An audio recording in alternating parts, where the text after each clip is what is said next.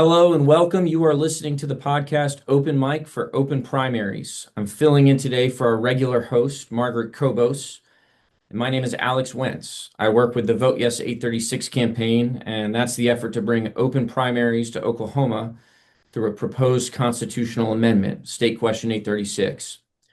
I've spent my adult life working in and around government and political campaigns. I've worked for statewide campaigns, in Congress as a press secretary, and in the office of the governor here in Oklahoma.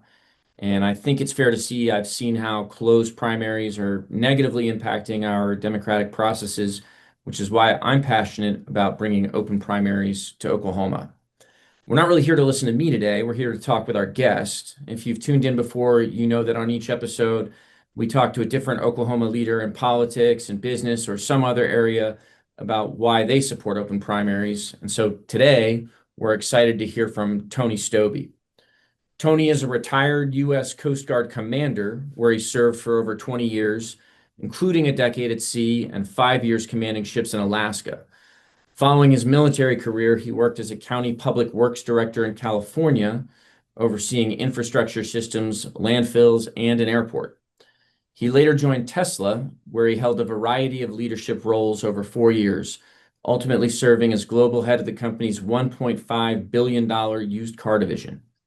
After leaving Tesla, Tony and his wife Dawn relocated to Edmond to be closer to their grandkids. He's now a partner in two businesses, one focused on management consulting and the other providing local handyman services. Tony's a political independent. He's deeply concerned about political polarization and government gridlock. He's active with Veterans for All Voters and was one of 3 Oklahomans whose name is on State Question 836 as a proponent. Tony, thanks for being here today. Thanks, Alex. It's a privilege to be here. Yeah, and so but we're going to get to open primaries, of course. But first, you have a fascinating career trajectory. I want to get a little bit into that. I guess let's start with the Coast Guard. I think Oklahomans are really familiar. You know, we have Air Force bases, we have Army bases here, but as a landlocked state, many people, including myself, don't really know what the Coast Guard is, what they do, what a day in the life is like. So, can you educate us about the Coast Guard and about your experience there? Yeah, you bet, Alex. That's a great question. I was born and raised in Colorado, so I have the same uh, issue where somewhat landlocked and not aware. Honestly, my journey into the Coast Guard started because I was looking for free college. I didn't grow up in a family that was super well off. My mom gave me a speech when I was in high school that said, "Hey, you're smart, go to college. You're on your own," which naturally steered me towards military academies. So I applied to the Air Force Academy in West Point, Annapolis, and all that. And then, kind of on a whim, filled out a 3x5 card, applied to this place called the Coast Guard Academy in New London, Connecticut. They sent me an application. I filled it out, and lo and behold, I got in, uh, which was interesting because that led me on a journey on what's the Coast Guard. And one fascinating thing about the Coast Guard is if you can find somebody who knows something about it, you will very rarely hear anything negative. It's a small service. I don't know if it's still true, but when I joined, it was smaller than the New York City Police Department in terms of numbers. And it has this massively eclectic combination of missions, aids to navigation. It's like every time the government of the United States grew and they had a component that was maritime related and they didn't know what to do with it, they bolted it to the Coast Guard. So you have a life-saving service where they used to row boats out into the surf in Carolinas. That's now part of the Coast Guard. Lighthouse service, aids to navigation, radio aids to navigation, LORAN, that kind of stuff. Maritime environmental protection, like cleaning up oil spills, like Deepwater Horizon. Uh, Safety of vessels that carry passengers, like cruise ships, all that kind of stuff is a Coast Guard mission. And then maritime law enforcement. Coast Guard's somewhat unique in that you're kind of a DoD entity, but also a law enforcement entity at the same time. I get them wrong. I think it's Title 14 and Title 10 are the two parts of the Constitution. You know, most military services are prohibited from exercising a law enforcement function. Coast Guard is the only one that can go out and write you a ticket if you don't have all the proper life jackets on your boat. So it's kind of this unique juxtaposition in there. I loved it. I didn't know anything about it. Went to the academy. I was going to fly helicopters, be a marine scientist. I graduated as a ship driving civil engineer, which is kind of close, but was the plan was do my 5 year payback and get out. But I was having so much fun, I stayed, and I had the opportunity, as you mentioned, to spend 10 years of my career at sea. Being a ship captain was perhaps the pinnacle of my career. And as you said, I was up in Alaska 2 years in Ketchikan and then 3 years on a ship that sailed out of Kodiak all the way out of the Aleutians to the end and all the way north into the Arctic Circle. So have seen some things. And I jokingly like to say Alaska's where all my hair fell out because there were some white knuckle moments on the bridge of a ship. So I really enjoyed the Coast Guard. It was a wonderful service, and I think it's a little bit underappreciated. But like I said, if you find people who know something about it, they will sing its praises. Cool. Well, everyone I know who's been in the military for as long as you has like one or two go-to stories. This is my Army experience. This is my Air Force experience. Do you have a go-to, this is Yeah. what Coast Guard is like kind of story? Uh, I'll give you two. One is I happened to be in command of a patrol boat, 110 foot, out of Ketchikan, Alaska, on 9/11, and it's Alaska, so it's like 5 in the morning when everything happens, and my phone rings, and it's the guy on watch on the ship, and he says, "Hey, Captain, turn on your television." Turn on the television. Oh my gosh. We were scheduled to get underway and go on patrol anyway. So I drive down to the ship. The crew gets in there. I'm like, I don't know what's going on, but there's just lots of chaos. My boss in Juneau calls me and says, Tony, go down and close the maritime border with Canada. Yes, sir. So we got the ship away from the dock, mounted the 50 caliber machine guns, not having any idea what we were going to encounter. I'm thinking about how I'm going to go down there and get on the radio and go, listen, this is the U.S. Coast Guard. The border between the Canada and the United States is closed. Don't come within 2 miles of it, or we're going to have a problem, right? So just kind of a Coast Guard getting thrown into a situation where you didn't know much about it. But one of the beautiful things about the Coast Guard is this just naturally ingrained that they delegate decision-making authority as far down in the chain as they can get it. So I'm just this young O3 on a ship getting a pretty heavy set of orders, but trusted by the organization to do it. The other one is more of a traditional sea story. After 9/11, I spent several months in Valdez, Alaska, guarding the bottom end of the pipeline because it's a critical piece of infrastructure. Half of the oil, the western half of the United States comes through that pipeline or did at the time.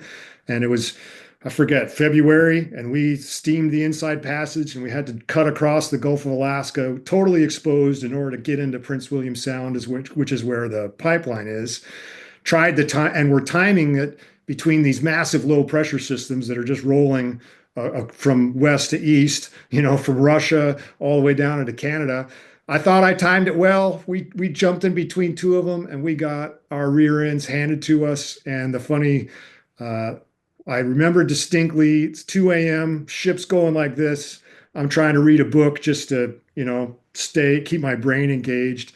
And the ship started rolling and didn't stop rolling and didn't stop rolling. It rolled so far that the office chair under my desk floated up off the deck and kind of flew across the room and landed in bed with me. And at this time, I'm kind of laying more on the wall than I am on my bed. And I went, wow, that was pretty far. Uh, get up, put on my shoes, go up to the bridge. Everybody on the bridge, their eyes are this wide. And I was like, hey guys, how far was that roll? And they said 57 degrees. So, I mean, if you know what 45 is like, 57 degrees is about like that. And uh, we rolled so far that we had two main diesel engines, 16 horsepower Paxmans. One of them shut down, and we couldn't figure out why. So if you know anything, the ships had two propellers and two rudders. So when one of the engines dies, the engine that's turning the propellers off center, so it's constantly trying to push the ship to port. And so your rudder has to go over to right 10 degrees in order to make the ship go straight. So it's not great when you're in a heavy sea and you're trying to stay pointed straight and you're already going like this because of the waves and you're on one engine and you're on, just the rudder. And so I got scared actually because I started to freak out a little bit. had to go down below so the guys didn't see me lose my cool, kind of compose myself, come back up. I was like, okay, what are we going to do? Where's the nearest port? Uh, I'm hearing the guys down in the engine room trying to start the engine. Everybody's kind of freaking out because we're worried because we're kind of you could hear the engine that was running when we were going down the swell. It would go rum, rum, rum, rum, rum, rum, rum, it's because we're Right. sliding down surfing, and then we'd get on the backside of the wave, and you could just hear it bog down and struggle, and we'd all be like, please don't shut down, please don't shut down, because if it would shut down, we instantly go sideways to these waves, and now we're going like this and potentially flipping over. So spent a really long night on one engine, and we're going like half the speed because we're only on one engine, getting into Valdez, and I made a deal with God that if He got us through that, I would never go back to sea again. But I think I reneged on that, and I don't think He punished me for it. But yeah, that's my favorite and least favorite sea story of being in the Coast Guard. I bet. Well, thanks for sharing. That's fascinating. And like I said, it's not a service branch that I've have a window into. So I appreciate you sharing. You bet. Again, I want to get into open primaries, but first I gotta ask because Tesla's in the news a lot. Tesla's CEO is certainly in the news a lot. Yep. And we were talking, and you were saying you've actually met Elon Musk, and he was in your regular orbit at the company. So talk to me a little bit about Tesla and what working for the what I what I believe is the world's richest man was like. Yeah. Yeah, happy to share some insights that I learned at Tesla. I don't regret for a minute going to Tesla. I was there 4 years. I will also say I don't regret for a minute leaving, although maybe a minute, half a minute, because I walked away from a whole bunch of unvested stock when I decided to leave. But it is what it is. Uh, I went to Tesla because I had a Coast Guard friend who happened to be there, and I called him to commiserate when I decided to leave my county public works job. And he said, "Hey, come work here." And I was like, "Okay." So I went and applied, and I ended up getting hired as a sole contributor, just doing Excel spreadsheets, modeling a logistics problem.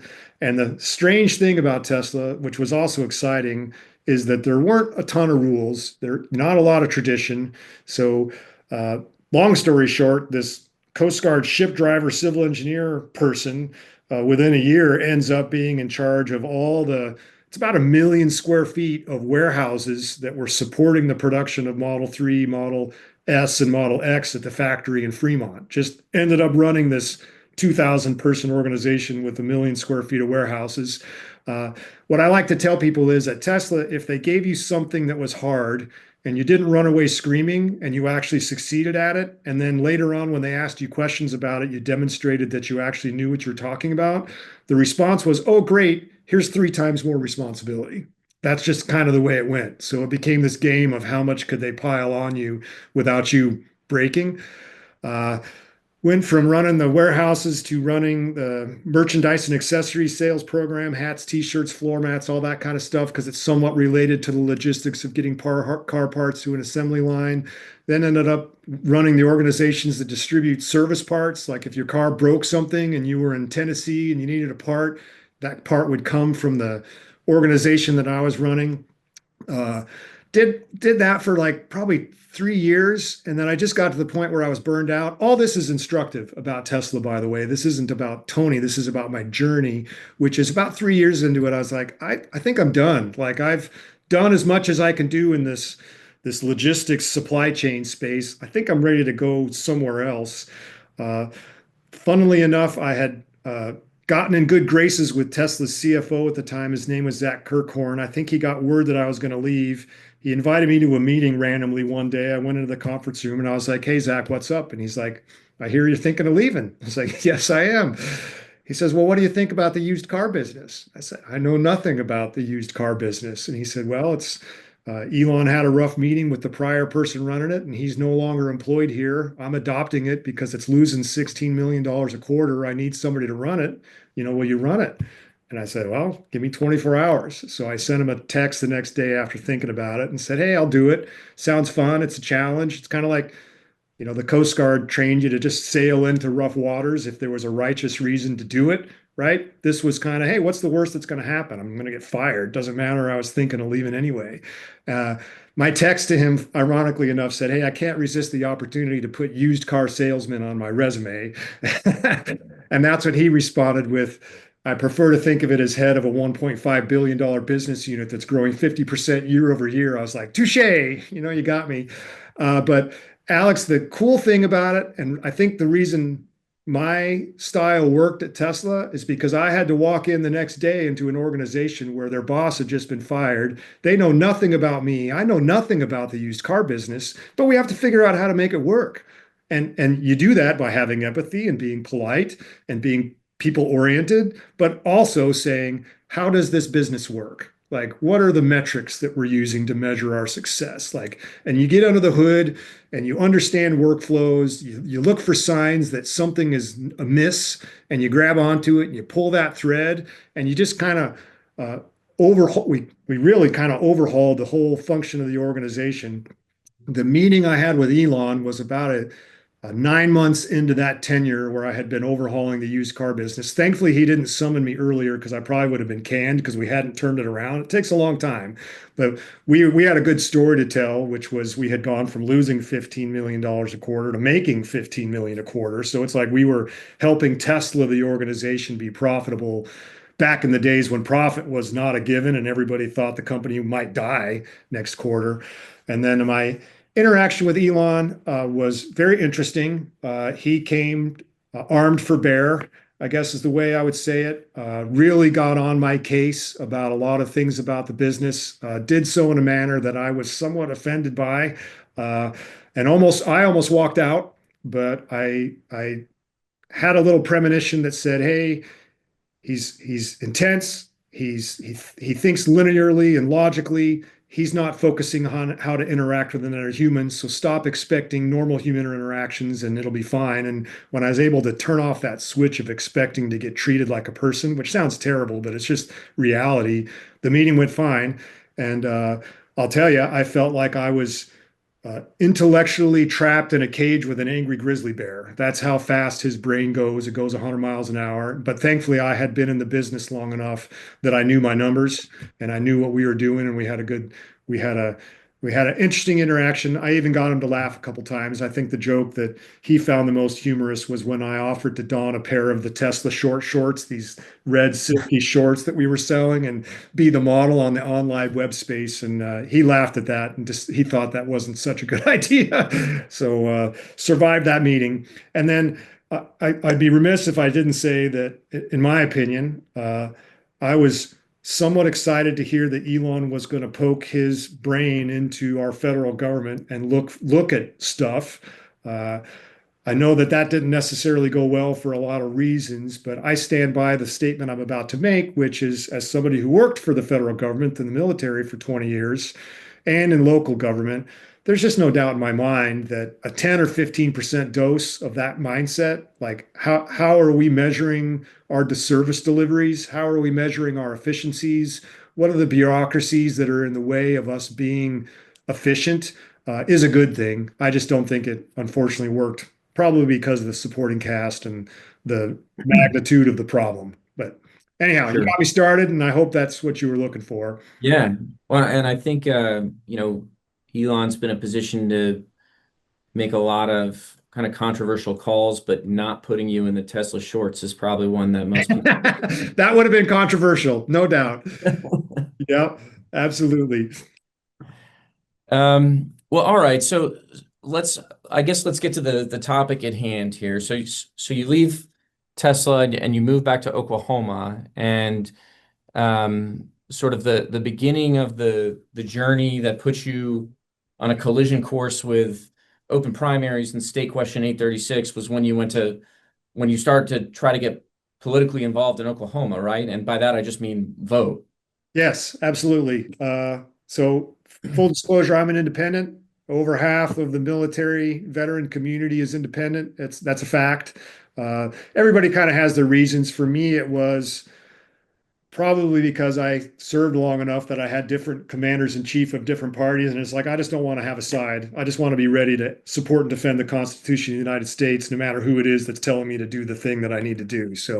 Uh, so as an independent, when I moved to Oklahoma, I went to get my driver's license. And when I got my driver's license, I registered to vote and I put no party because, I'm not a Republican, I'm not a Democrat, I'm not a Libertarian. I put no party, which is independent.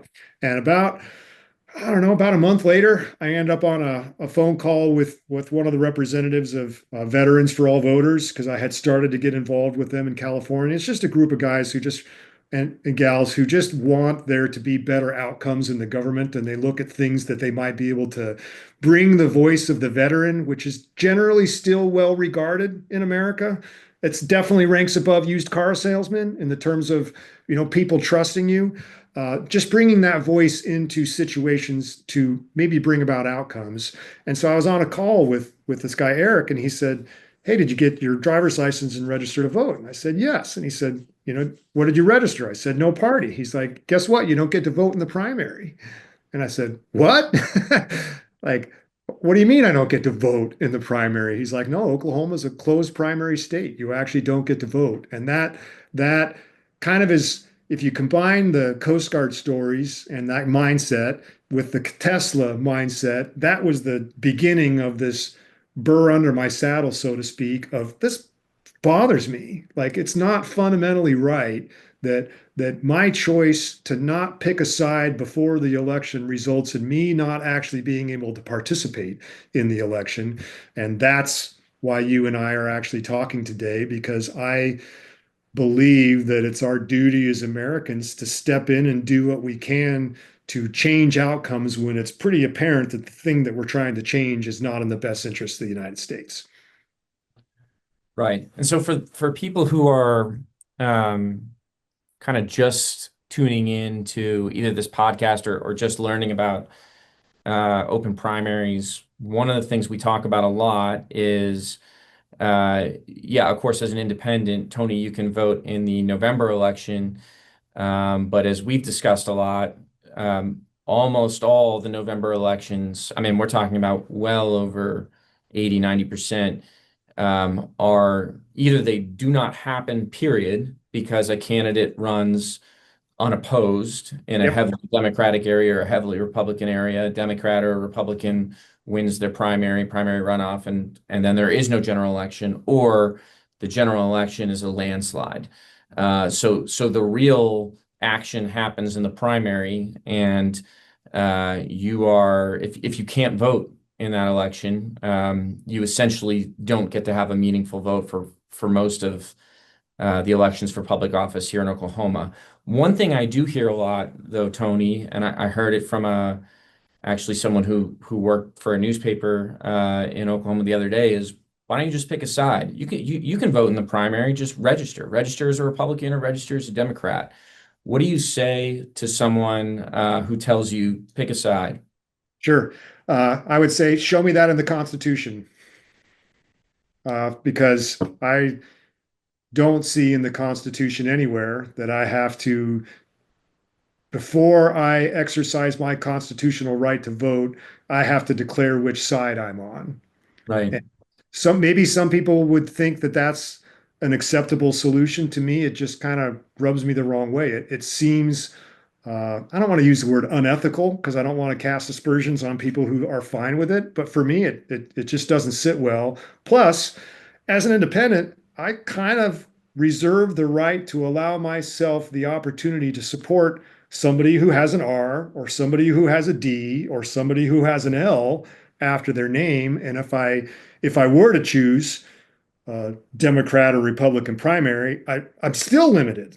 Like, I still only get R's or D's, or what other ballot that I might get. So that would be my response to that question, which would be, I understand the suggestion, but it actually feels fundamentally wrong. And I'm not a constitutional lawyer by any stretch, but I don't see that in our Constitution.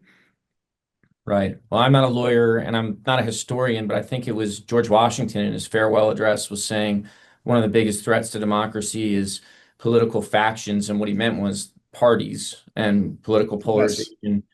So we've gone from that to now people yelling, choose a side if you want to participate, which is ironic and sad.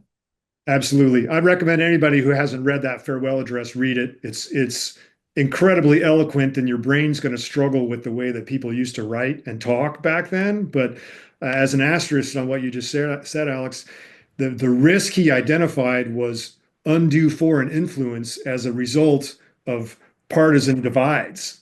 And if you think about the climate that we're in right now, like if we're all fighting like this, how exposed are we to influence from outside our borders? Whether that's nefariously done by inciting hate and discontent through Facebook bots or whatever, or whether it's just because we're so busy doing this that we're not paying attention to what's going on outside. So Right. Washington nailed it. Yeah, it's fascinating how prescient a lot of the founders were about predicting problems that, 250 years later we're still trying to get our arms around. Well, and certainly the wisdom that they possess is remarkable because we've had 200 plus years of success with the system that they built without any foresight into the fact that we would be having a video conference. That would probably melt their brain, honestly. But the reality is their choices were good, right? And I think that's why I'm going to go back and say they did not build into the US Constitution a closed primary system. They didn't intend for it to end up the way that it has ended up. So, in my opinion, I'm not a founding father, so I'm just guessing. Sure. No, I think you're right. And I think the historical record supports that absolutely. And one of the things that we say at Vote Yes 836 is we're going back to basics. Uh, what is the democratic republic that our founders envisioned? It's one where people could vote, and the people with the most votes then got to represent their constituents. You know what I mean? I think that's sort of foundational to what we all think democracy or democratic republic is that everyone gets to participate who's a lawfully registered voter, and the people with the most votes win elections. And we've somehow gone from that to 5 to 10% of people participate in closed primaries, and someone with 3 or 4% of the vote, so 3 or 4 thousand people in a state senate district representing 80,000 people then wins and maybe runs unopposed and is Yeah. basically a state senator without much contest for the rest of their career. And so we're just trying to bring it back to a system where everyone can participate in, and elected officials have to speak to all their voters.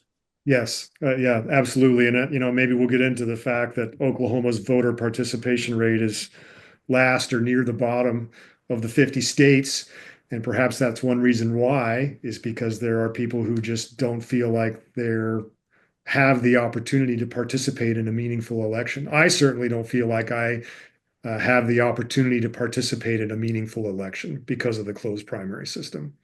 Yeah, and that's the saddest thing is when someone says, I don't vote because my vote doesn't count, you know, reflexively, I want to say, how can you say that? The voting is one of the most important, I say privileges, but like duties that we have as Americans. But if you're talking about the November election, for most of our state and county and federal offices, your vote doesn't really count, Right. right? It's just not uh, important to vote. Well, first of all, most of the elected offices actually don't have November elections, so you cannot vote.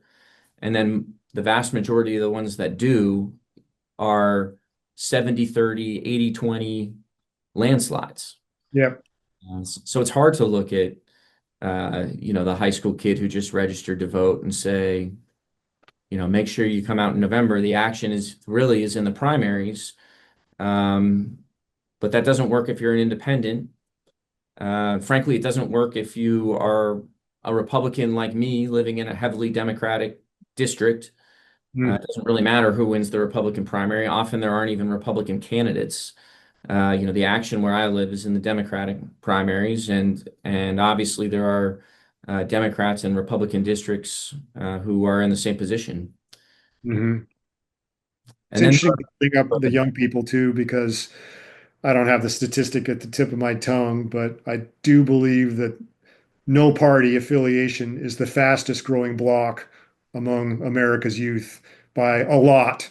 And I think that's a sign of combination of disenfranchisement and potentially disgust with the current outputs of our political system, which is causing America's young people to say, I don't want to choose a side. And so in addition to the veterans who are, at least half of them are independent who can't participate in elections that matter in Oklahoma, you have all the youth. 500,000 independent voters in Oklahoma, I believe, and right. growing. Yep. Let's talk about, I want to go back to the military angle. I mean, we've talked about we're sort of disenfranchising the future of the state of Oklahoma, which are these voters under 30. Hmm. But we're also, as you said, disenfranchising a large portion of our active duty and military veterans. I mean, not to put too fine a point on that, but you're a military veteran. Does that make you angry? Yes. Yeah. And it seems completely out of character for the state of Oklahoma, to be honest with you. Like I didn't grow up here, but when I moved here, it's pretty obvious that there's a lot of love for the United States of America in Oklahoma. Like even in my neighborhood, it feels like every fifth house has a US flag out front on a pole. Uh, all kinds of other examples of military appreciation. Like I always forget to ask the restaurants I'm in if they have a military discount. I feel like they all do. There's just lots of uh, appreciation, I guess, for the military community in general in Oklahoma. So I find it interesting. And this is probably one of the best arguments that I can make for State Question 836 is this the combination of these facts. Myself and half of the military community, so active duty members and retired folks, obviously I'm retired, choose to be independent. And yet in Oklahoma, that means we by the nature of not choosing a party don't get to participate in the primary. And so you think about how out of character that reality seems to all the other things that Oklahoma does to appreciate and honor the people who have served, in uniform. That one just it seems like an anomaly almost, doesn't it? It's way out here. Like we love you, we appreciate you. You can get a taco for 10% less, but by the way, you can't vote, and that just doesn't feel right. Yeah, keep your taco and let me vote. Yeah. Well, I mean, I do appreciate the discount on the taco, but I don't feel disenfranchised. I do try to exercise my constitutional right to vote. I do go and vote in November, though, like you said, I get a little saddened by the number of the limited number of things that I actually get to vote on and how many of them actually only have just one name on it. It's like that just doesn't seem like it's the best way for things to be moving. And so you felt strongly enough about this that I'm going to walk people through the process here. So state question 836, um, if all goes well, will be placed on the ballot and we hope in November 2026, and Oklahomans will get to vote on whether or not to bring open primaries to Oklahoma. But it had to start with Oklahoma residents filing a document with the Secretary of State's office proposing this constitutional amendment. You, as a political independent, along with a Democrat and a Republican, together filed this initiative with the Secretary of State's office. What was the moment where you decided, wow, I feel so strongly about this. I'm putting my name on it, and I'm associating myself. I'm helping to lead this movement. Yeah, thanks for that question. It was really an invitation from Margaret that there was the opportunity for me to quote unquote put my money where my mouth is, And right? that's And say, Margaret Kobos with Oklahoma yep. United. Who's, Yeah, she and I had begun to interact because I think she was actually on the call that I was on with Veterans for All Voters, in which I found out that I couldn't vote. So I found out about OK United and started looking into it. And that's kind of where my journey. So I would uh, connect with Margaret every now and then, and just stay plugged in. And then when there was this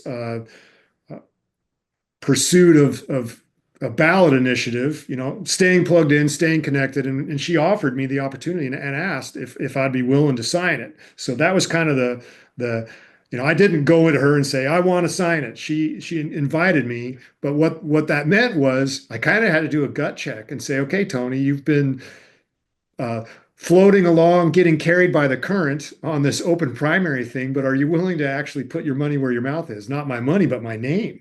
Like my name and uh, my signature on this piece of paper saying I, as an Oklahoma resident, am behind this, knowing that it would potentially stir up a little bit of, I don't want to call it hate and discontent because that's arguably too strong, but it was going to stick sideways in the throat of the political establishment. And who knows what would happen from there. That, of course, has proven to be true because, we got sued by the Republican Party of Oklahoma, and the state Supreme Court already heard a case challenging the constitutionality of the ballot initiative proposal. But just going back to your question, that was really the moment for me, Alex. It's kind of the similar to, am I going to run into this burning building and try to save people, or am I going to stay here on the outside? And that sounds kind of extreme, but for me, it's like, hey, if I truly do care about this country, uh, I do want, I do believe in doing what's right. And then a little bit of that Tesla infused,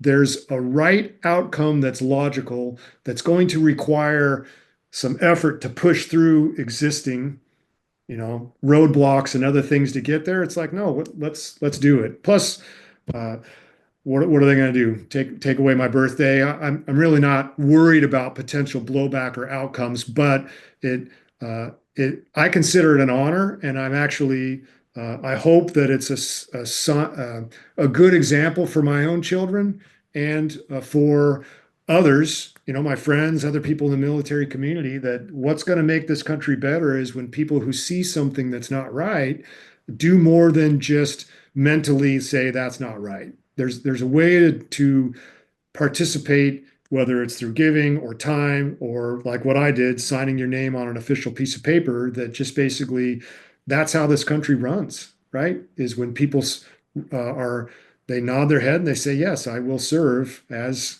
necessary. As my parents used to say, actions speak louder than words. Yes. And I know we're lucky to have you as part of this effort.